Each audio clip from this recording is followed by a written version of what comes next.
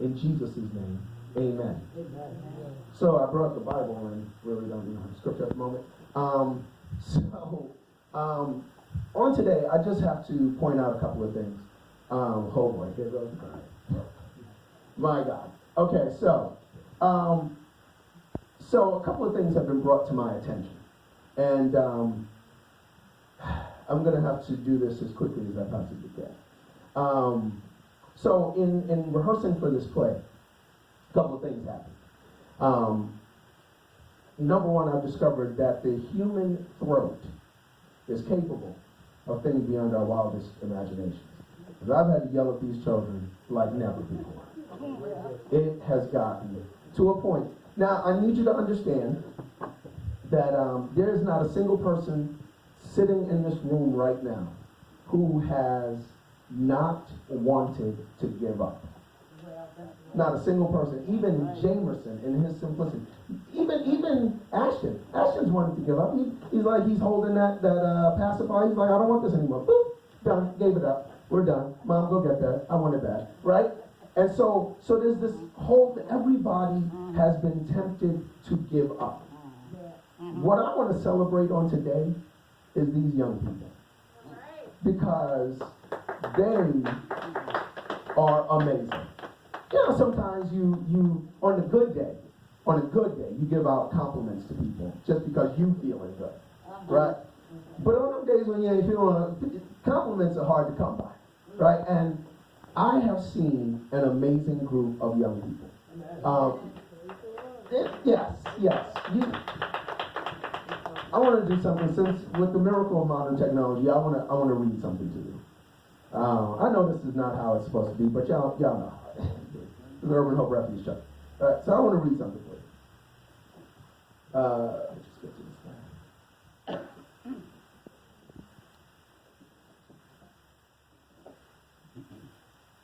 So I'm going to read this series of texts. When is the next rehearsal for the play? Because the day is coming up. Like, I don't know the play is coming up, right? And I promise I won't quit the program.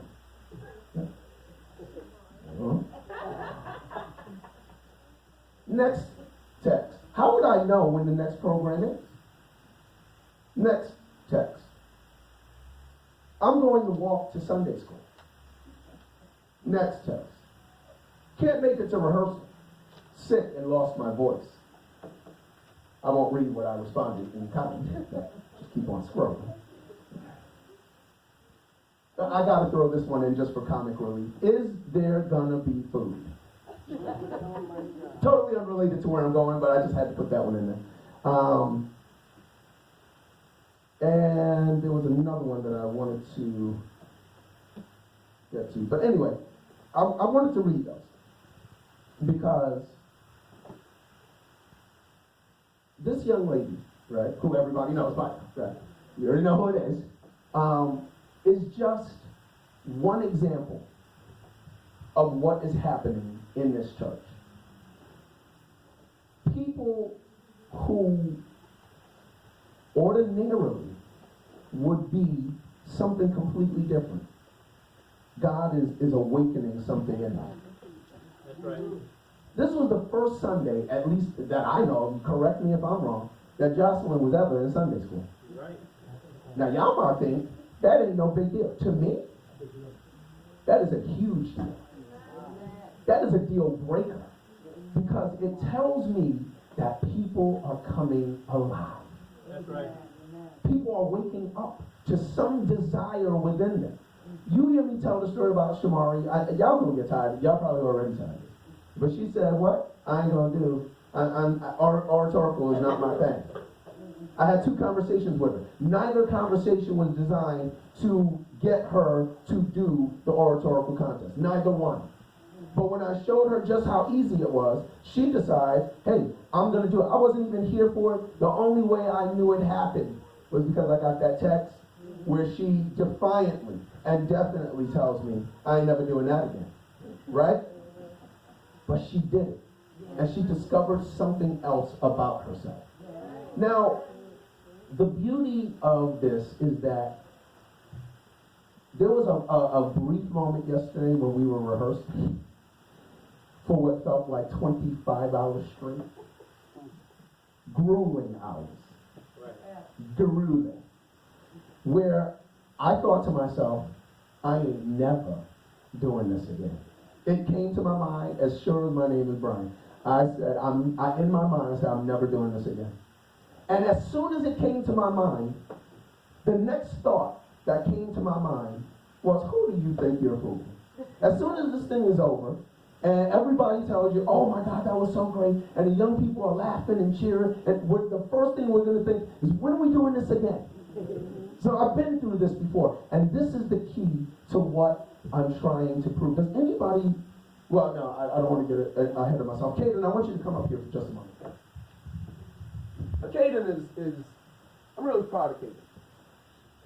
Caden needs to put his shoes on. So while he's putting on his shoes and making this moment as awkward as it can be, really proud of Caden. Caden's come a long way as well. Caden, he's doing some growing, right? And the thing about Caden, didn't hurt, didn't it? Right? Now the thing about Caden, did that? Sorry. Okay. So the thing about Caden, now pay close attention to Caden, right? You see how he's just taking, this thing hurts, this thing bone, right? Now, watch this. Is everybody watching? I'm not going to hit him too hard. I'm not going to hit him too hard. Right? Would I hit you too hard? I wouldn't. Right? You trust me. Right? Now, the thing about Caden is while he's standing there, he's got a decision to make. He's got to ask himself, am I going to keep letting this guy hit me with this metal rod? Right? Or am I going to do something about it? Am I going to move? No, he's not going to move. So there's something wrong with Caden right now. I don't know what's wrong. Caden, you're messing up my whole example. So, Caden, do you want to keep getting hit? No? So what you going to do? You just going to stand there and let me hit you? Because you don't want to get hit. Right? You just want to keep getting hit. All right, so here's the deal. So Caden wants to take this from me and beat me to death, right? So I'm going to stop. Does anybody remember someone named Rafiki? Yeah. You remember Rafiki? Right? No, it's not. So let me do it.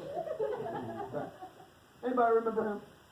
He had a little role in the Lion King, right? But one of the things that he did is after, I'm about to say Caden, after, what was his name? Simba. After Simba goes out into the woods, right? He completely loses focus, doesn't remember what he's going to do. You know, he doesn't remember what the legacy is that's been left behind for him to follow. He's eating worms and grubs, right, because it's easy with Timon and Pumbaa. All you got to do is turn over a leaf. You can eat all the grubs you want, right? Now, it's an easy life. It's an easy life. But Rafiki finds Simba. And Rafiki reminds Simba of what his true destiny is. Now, the funny thing is, Simba ain't having it. Because life is easy. How many people want an easy life? Come on, y'all, raise your hand. Don't be acting like y'all don't want an easy life. Y'all be telling God all the time, why you doing that? We want an easy life. So Rafiki comes to remind Simba, your life was not meant to be easy. And he does something. Anybody remember? He's holding this little stick, right? And he bops Simba right on the head.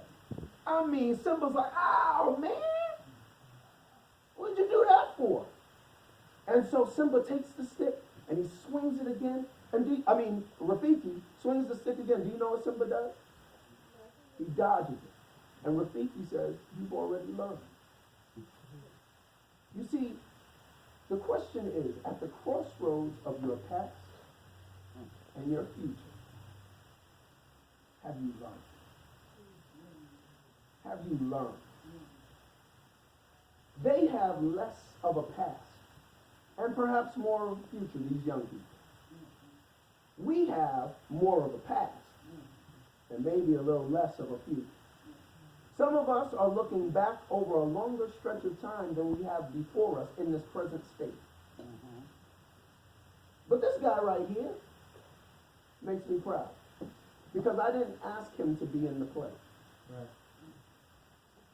Didn't even think about him being in the play. He came and said, not only do I want want to be in the play. He said, I want more lines. That's Caden. Yeah, you can give him my hand. You can give him my hand. He said, I want more lines. Because what Caden recognizes in that brain that's growing and filling that space between his ears, you know what he's recognizing? I want more. Because nobody taught him yet that more is scary. What if we didn't teach the young people that more is scary? What if we taught the young people that the future is bright? That, yeah, there's going to be some challenges, but you're going to be all right. What would happen if we taught them that at the intersection of their past and their future, that they can make magic? What would happen if they never heard from the people that love them the most that they can't? What if we reserved the word can't for their enemies? That any time they ever heard the word can't, they would be able to recognize that that person is not for me. Ashton, really? Right now? Right now? Right now? I just want an easy life, Ashton. Come on. But what if the moment they heard can't, it was like a curse word to them? So that Caden, when he comes to me, I don't say to him, you can't have more lines because the last time you messed up. But instead I say, okay, let's go forward. Let's see what happens this time. So that can't is the word that's used by his enemies, but not by those who love him. Tatiana, come here.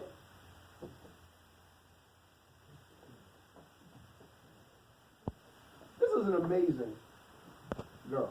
This is an amazing girl. If y'all seen her during the praise team,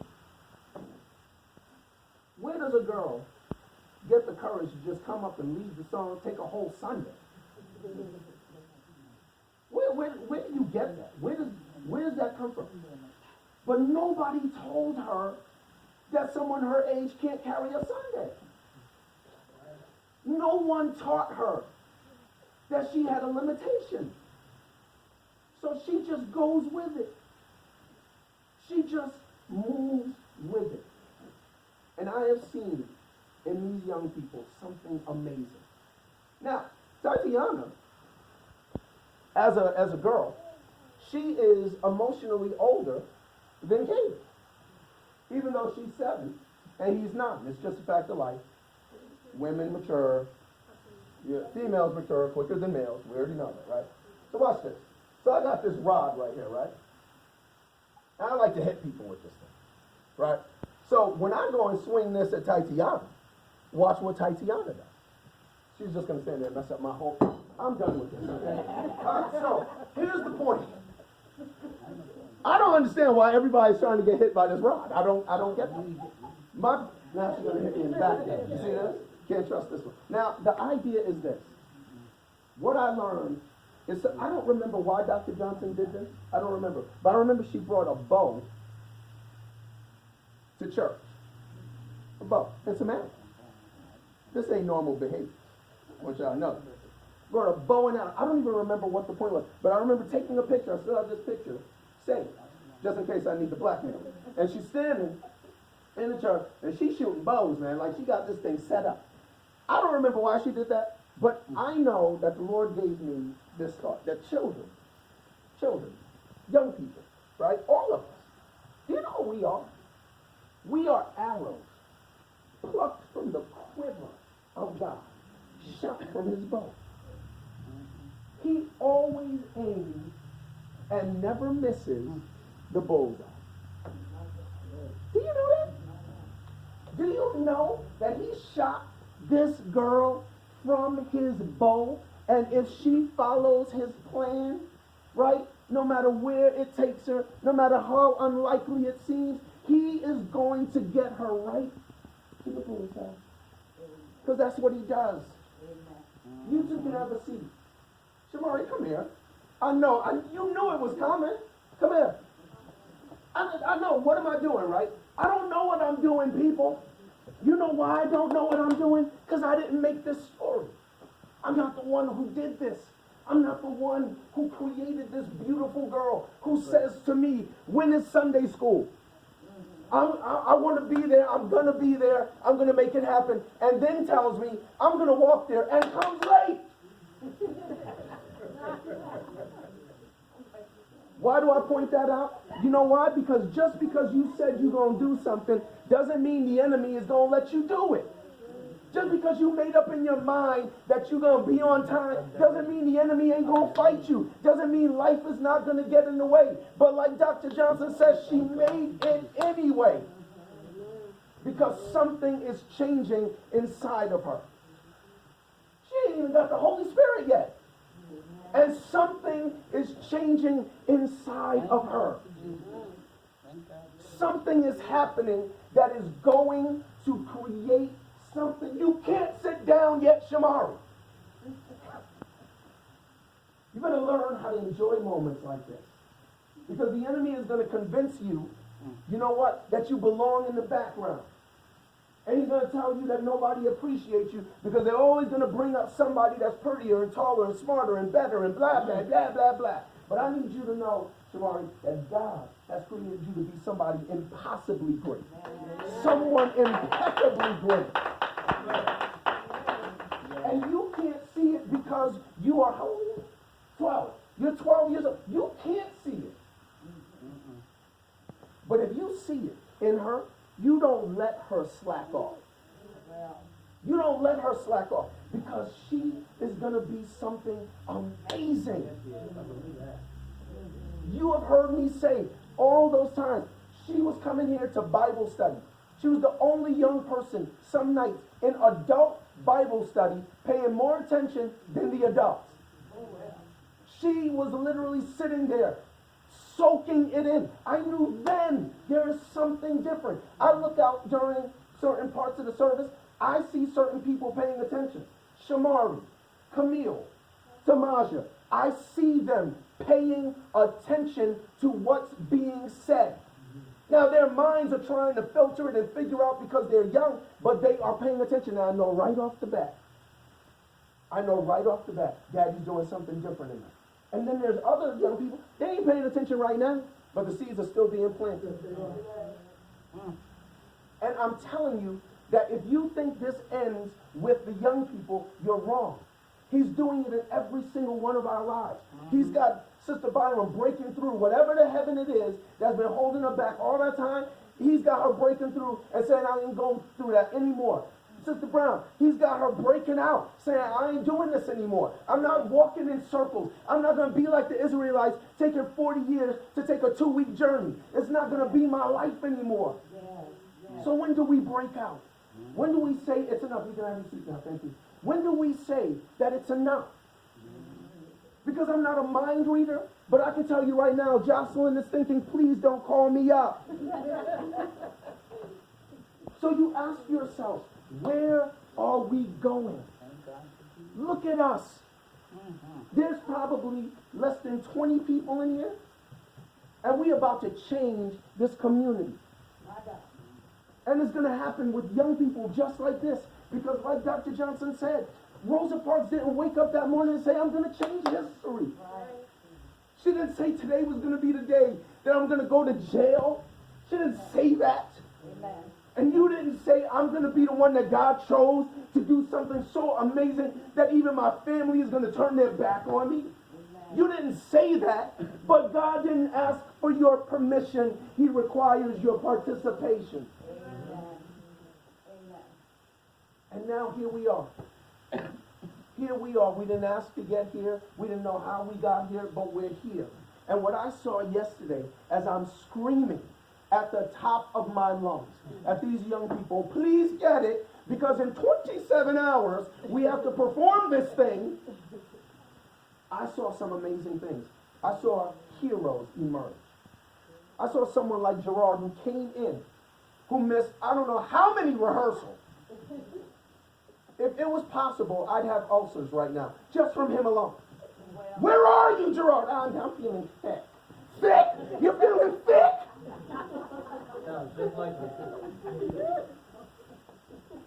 But he comes through, shows up and shines. And I'm reminded of a word that the Lord says in Daniel chapter 12, verse 3. He says, they that be wise shall shine as the brightness of the firmament, and they that turn many to righteousness as the stars forever and ever. It's Jesus who says in Matthew chapter 5, verse 16, let your light so shine before men that they may see your good works and glorify your Father which is in heaven. So I see people rising. People who I don't even expect. People who are showing me that God is showing me through them. You don't ever count anyone out. You don't ever believe that they don't have something to give, something to contribute. You don't believe me? Why in the world is Jamerson coming to Sunday school? I drive up today. Shamari's telling me, oh yeah, we got Ty and JJ are coming too. I'm like, who the hell is JJ? I'm trying to rack my brain, figure out who is JJ. Then I'm moving stuff in the car, I turn around, Jamerson's standing there. Hi. And you know what Jamerson actually said today? I ain't never heard this before in my life. He said, hey, you know what he asked me? How you doing? What? And before I even knew it, I'm like, I'm fine, how are you? Oh, well, who am I talking to? Y'all don't see it. But he is doing something within us. God is changing the atmosphere. He is changing something about us. Listen, if you think you got your life figured out, think again.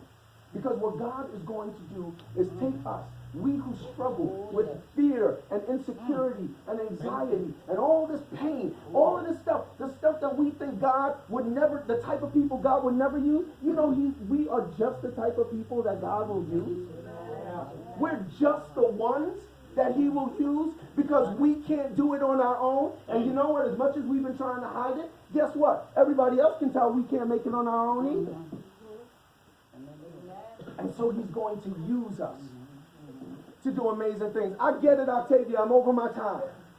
Man, tough crowd today. I'm going to wrap this up since Octavia has been the unofficial timekeeper. I'm going to wrap this up and I'm going to let you know this. We can't give up now. We can't give up now. God is going to do, he's doing some different things in our lives. He's doing different things in our lives. And I can tell you right now that as we learned in Sunday school, sometimes all it takes is a moment to change your life forever. Sometimes all it takes is a second for everything to turn around. And right now, you are at that moment. One of maybe many moments that you get. But never, ever let these moments pass without taking full advantage of them. Because now, more than ever, Daddy is calling on us to step up, to stand up, to become exactly who it is that he called us to be. If you remain the same in the presence of Almighty God, you have only yourself to blame. I would have written that down if I had prepared properly for the sermon. I would have written that one down. Because I just forgot. I hope somebody got that thing. You got it. You recorded it. Thank God. Give me that one. Good chance. But I need y'all to understand. Today, when we do this play, y'all think, oh man, you know, these lines, you know, they're all fluid in my head. Maybe I'm the only one thinking. Point of the matter is, what we're going to do today is going to change you. What we're going to do today, they're going to be listening. But the people that are going to change are you. Some of you are going to say to me, after this is all over, you're going to say, I don't want to do this anymore. Some of you, it's actually going to open up a hunger inside you. You're going to say, I want to do this more. I want more of it. And I want more of it. I want to see where this is going. I want to see. And some of you who aren't in it are going to say, I want to be in the next one. Because something is growing inside you.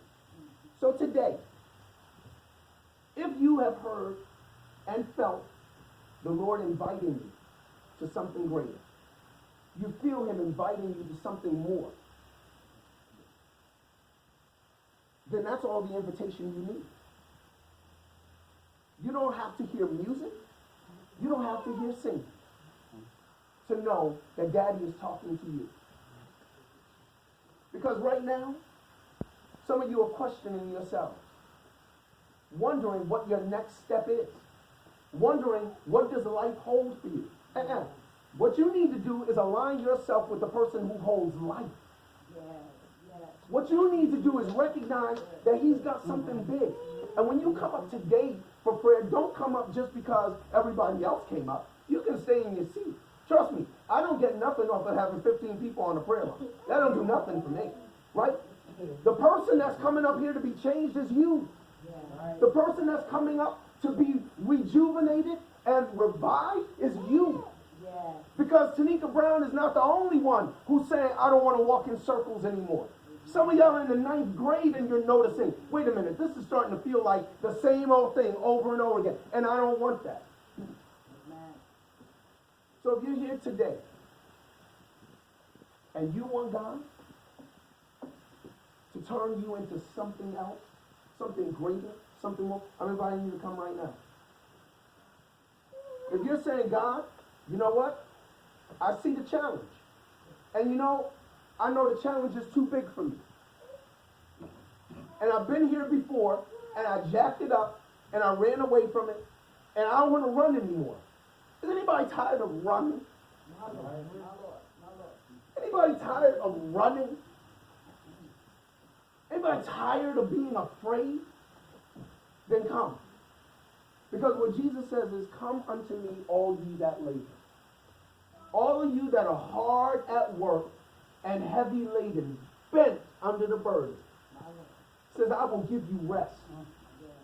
Take my yoke upon you. See, the thing is, you can't go through life without a yoke. You're going to carry something. Thank you. Thank you. You are going to be bound to something. Is there one who will come and say, I want to trade yokes?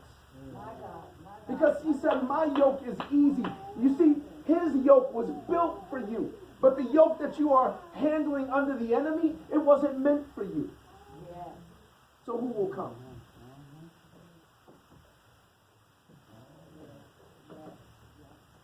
I don't know what Shalinda's got going for her, but as soon as she gets up, everybody else gets up.